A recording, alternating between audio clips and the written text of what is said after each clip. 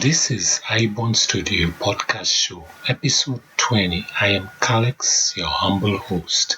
Today, we are interviewing an engineer at heart, a great mentor to young entrepreneurs, an author, and a board member of many accelerators who seek to advise startups and investors on various key decisions which needs to be taken to provide the groundwork to address each product within the ecosystem. Ladies and gentlemen, here is your guest, Eric Brice. We begin by breaking the ice. Tell us a little bit about yourself or your background, Eric. Okay, thank you, Khalid. I'm happy to be here and share my story with your audience. So I started my career as an engineer in a technology field, and like any young engineer, I made the same mistakes that I'll talk about later. And you think your ideas and your product are so great that they will sell themselves and no need to do any additional work. That's a big mistake every young engineer or young entrepreneur or young business person is doing. Fast forward today, I mentor many young entrepreneurs from actually all over the world, and I see the same thing or the same kind of, I wouldn't call it mistake. It's more about you don't know what you don't know. So you start your venture or you start your journey with a great idea, but you have no clue of what speed bumps are waiting for you, or what, using a military metaphor, what landmines are waiting for you, and where to bypass them. So at some point a few years ago, I started to write a book about the potential blind spots or potential landmines any new business is facing, to give people idea what to watch for. And the book is called Lay an Egg and Make Chicken Soup, and it plays on the metaphor, common metaphor of a chicken and an egg. Every time you start a new business or a new project, you have multiple times you face a chicken and an egg question for yourself or for your business, and that's where I took the name from. Well, I'm glad you mentioned it, because I was about to ask you about it, but since you brought it up, I dig into it. It makes sense, because everything is a form of progress where you actually put your first step in and dig into, and then you go to the next step. Yeah. So I see where the egg comes, and then it comes to a chicken soup.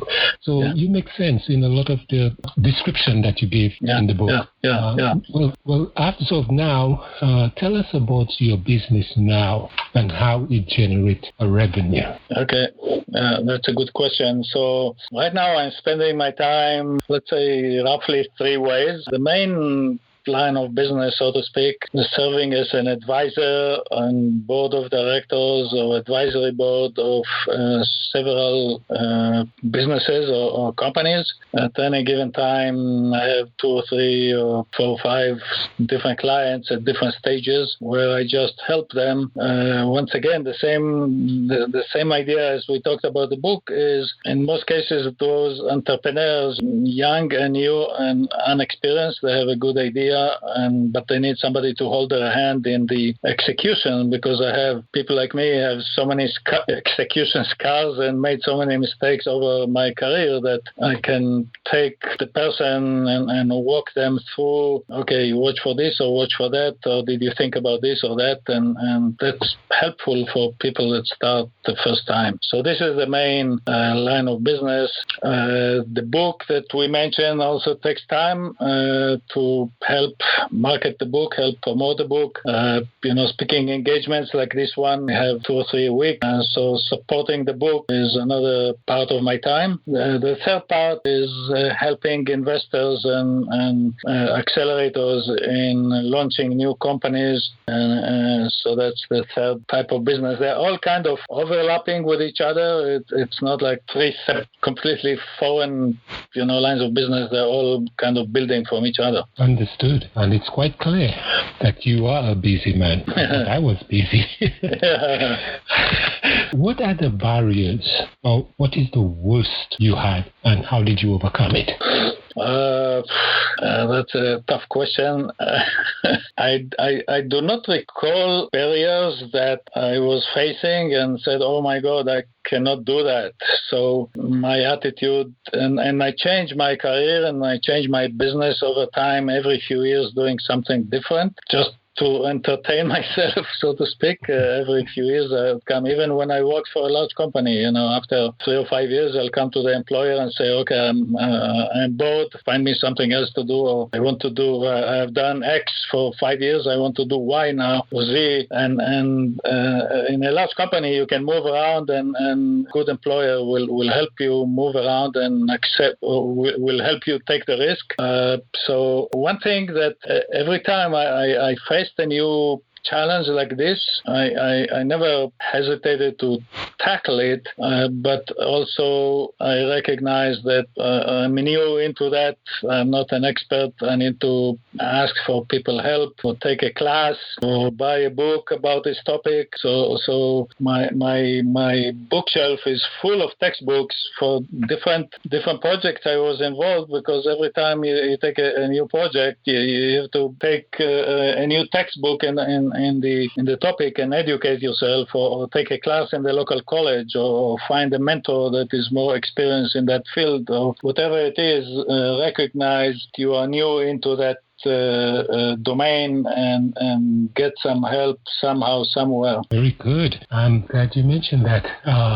Since you brought up the book a while ago, you also made it clear that the book is a practical guide for all moving parts and potential blind spot for commercializing new products and services and new business. So in a bird's eye view, give us a deeper sense. What do you mean by that? Okay, cool. That's a good question. So one thing, when I started to write, my strategy from a bird eye view, as you said, was twofold. One, I made the examples in the book very diverse from different industries. So no matter what industry you are, you can benefit from the book. If you're starting a new restaurant, or you're designing a new app for a cell phone, or whatever the new idea, or a new medicine, or whatever it is, the generic business challenges pretty much the same. How to come up with a new idea, how to test your new idea with potential customers, how to launch it to the market, how to develop the ecosystem. Ecosystem development is very, very important. That in some industries crucial. For example, if you are in the health or medical field, the ecosystem is enormous. You have medical insurance companies, you have doctors, you have governments, you have pharmaceuticals, you have the patients, and you need to make sure everybody is happy with your new product. So your business development is multi-dimensional. Energy and utilities is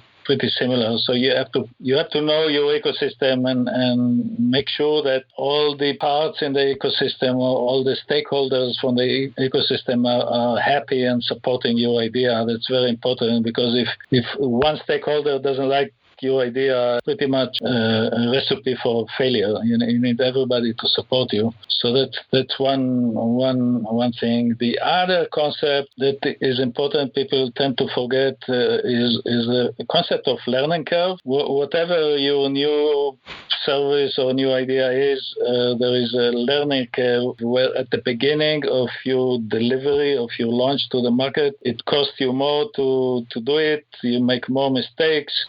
Customers have more questions, so you need to kind of be prepared to address it, and especially from a cash flow point of view, be prepared that at the beginning, the first X number of customers or deliveries, you are going to lose money, because it costs you more to build a product or to deliver the service as you can charge, or as people will pay you. So that's another thing. The other concept, again, to go back to your question, in many cases, older examples, you can learn from them, even for modern world, because when you have 50 years perspective, you know what kind of decisions that whoever invented this new gadget 50 years ago, 200 years ago, what did they do right, what did they do wrong, and what's the impact long term of their decision. And you can learn from that even if you're designing a new app for a smartphone that never existed 3 years ago. But you can look at,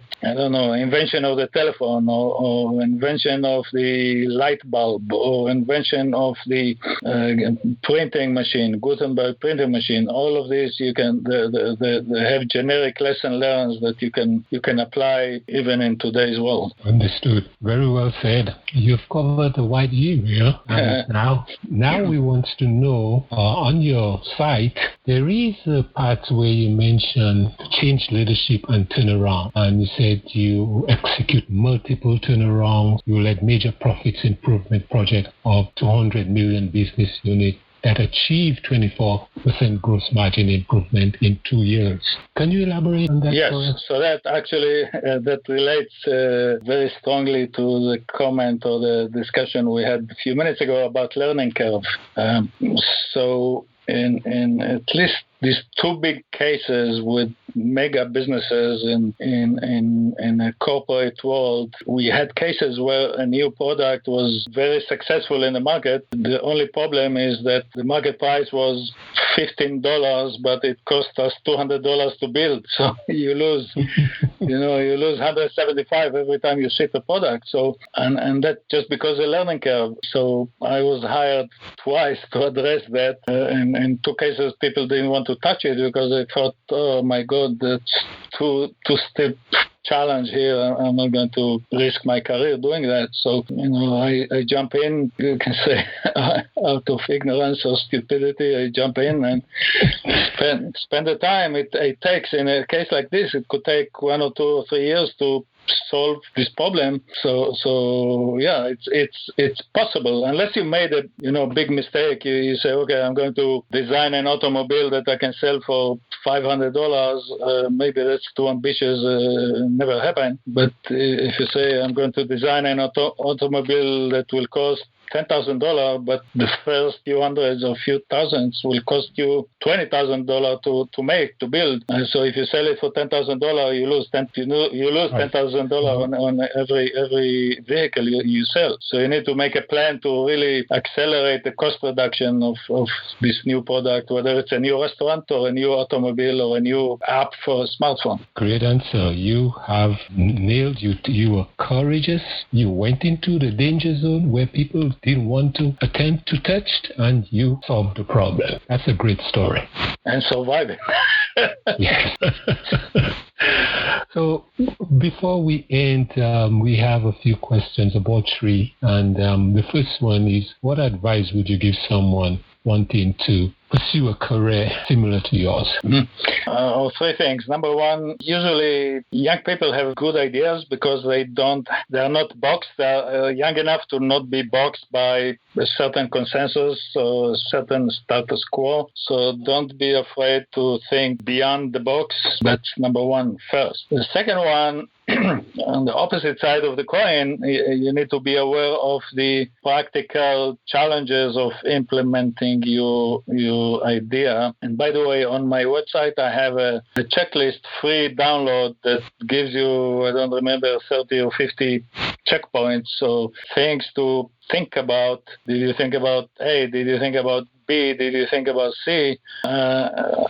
And this list is intended to just make you think about the different speed bumps. I call them speed bumps. Don't let it kill your idea, but just make sure that you plan for all the obstacles that you're facing with this new idea.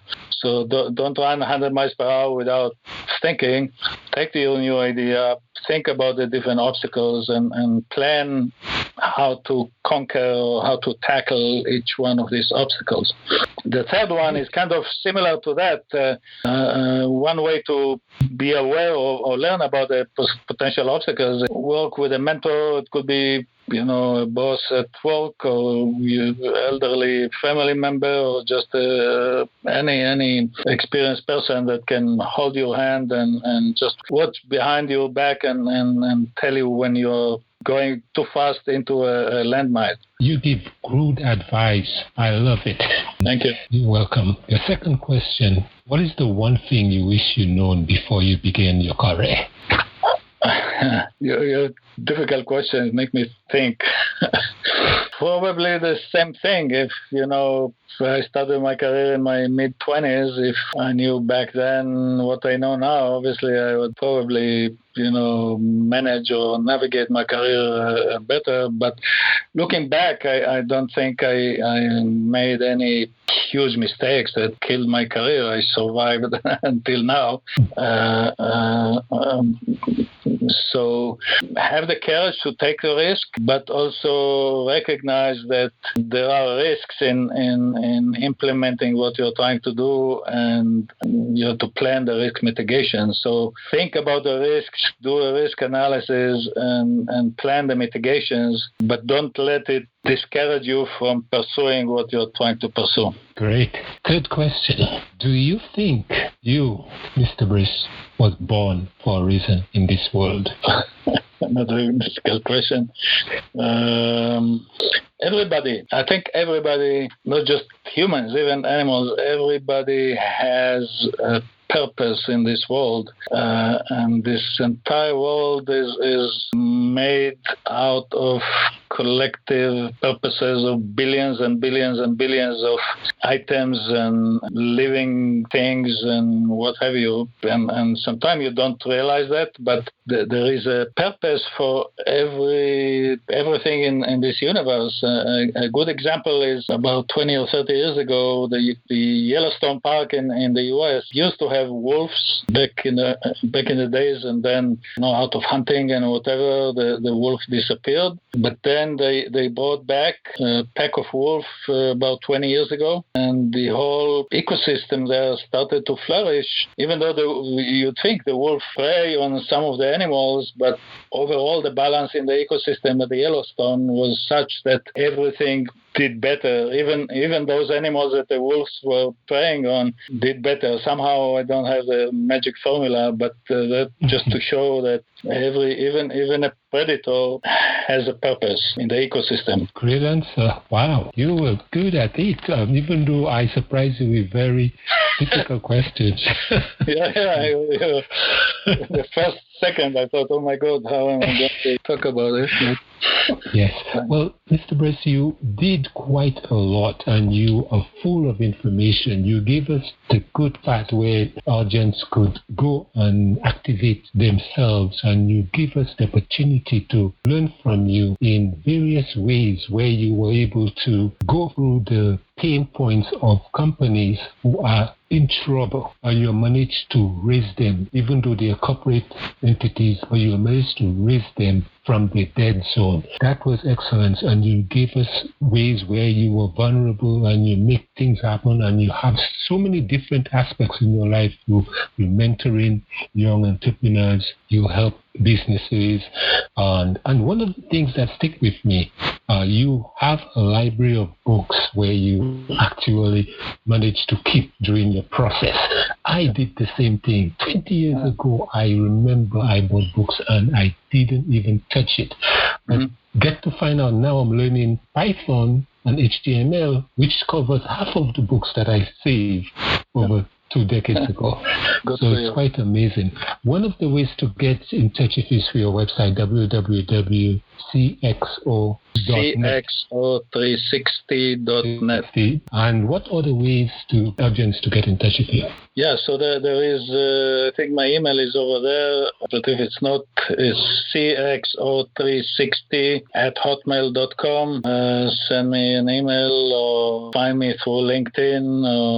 I think these are the two best ways, and feel free to contact me. There are free downloads on the website, so feel free to take advantage of those. And obviously the web itself is very diverse in different industries, and so it's pretty good, I think. I'm not objective, but okay. I'm biased, but I think it's good. Got you. Okay. The audience need to know firsthand from you. And as we go along, I want to say thank you. Thank you for having me, and thank you for the good questions. You're welcome, and good luck. Okay, same to you. Bye-bye, and stay safe. Thanks again. Bye. Thanks for listening to iBond Studio podcast show with your host, Alex. If you like our show, give us a review. We want to thank our sponsor, Free Conference Call Service, who made it possible for these interviews. You can contact us via ibondstudio.org or support us on anchor.fm/ibondstudio.